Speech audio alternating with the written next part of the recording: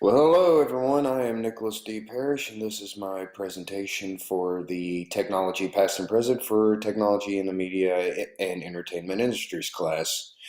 So, yes, my experiences with technology since when I was a little kid, about all the way from I think the first time I experienced any technology, I was like 7 years old when my Uncle David brought an old used computer from his workplace to my parents' house because we needed a computer and set it up for us. That was about the first time I saw experienced technology. It was like a Windows. I can't remember because it's that long ago.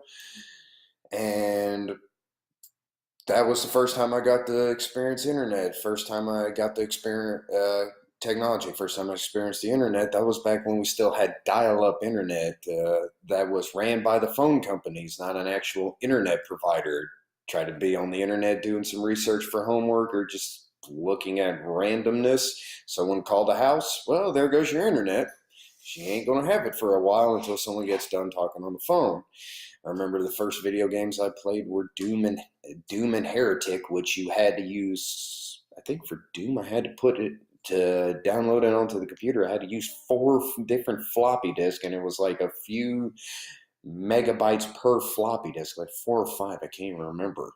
It's been that long. Still play the game. Don't remember how to do it though. But now, since growing up and seeing how technology is advanced, I remember like the first. I still remember pagers when my mother and my mom and dad would use those for like information and whatnot. My mother's like getting her first cell phone. It's like an old flip phone.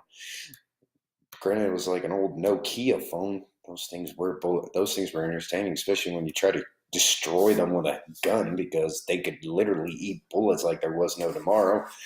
But seeing how technology is advances, like these big old giant computers and monitors with big old giant towers, till now like something as tiny as this little MacBook, and the phones that we have that are they can hold as much data in storage, have the RAM speed and capacity of our computers that can match our computers, if not better, sometimes better than they are, and all the video game systems. Because I remember the old NES.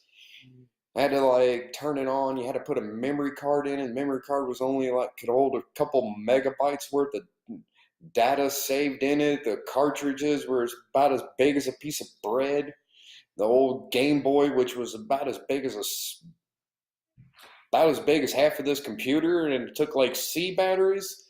Nowadays, everything is so high-tech, compact, holds ridiculous amounts of data, and it's still going and going. So yeah, my experiences from when I'm a kid till now, it's a whole different ball game up in here, and it's always entertaining to see those little kids try to look at and use the technology from our past. I still remember like my cousin Lindsay busting out like her NES and letting my little cousin Willard, who's like 7 years old and plays on my uncle Tim's Xbox One, looking at an NES and playing Contra. Like, thought me and my cousin Lindsay were time travelers from the 1920s. I'm like, it ain't that old.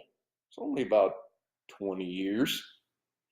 But yeah, other than that, it's about it. But it's still good to see videos of that old tech, and it still surprises the hell out of folk to this day. So yeah, other than that, y'all have a good one.